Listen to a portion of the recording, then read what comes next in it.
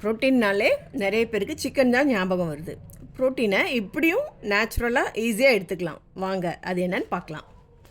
கம்பு ஒரு கை, கேழ்வரகு ஒரு கை, கருப்புளுந்து ஒரு கை, பாசிப்பயிறு ஒரு கை, இது எல்லாத்தையுமே ஒவ்வொரு கை எடுத்துக்கலாம். வெள்ளை முக்கல்ல தேவைன்னா அதையும் ஒரு கை சேர்த்துக்கோங்க. இது எல்லாத்தையுமே 2 வாட்டி கழுவிட்டு ஒரு கிண்ணத்தில் போட்டு நைட்டு ஊற வச்சுக்கலாம்.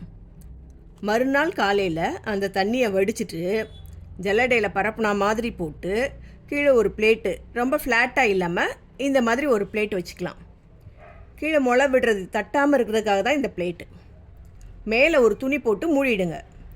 இப்போ இது சூரிய ஒளி, காற்று அதெல்லாம் படாதபடி ஓரமாக ஒரு இடத்துல வச்சுடுங்க.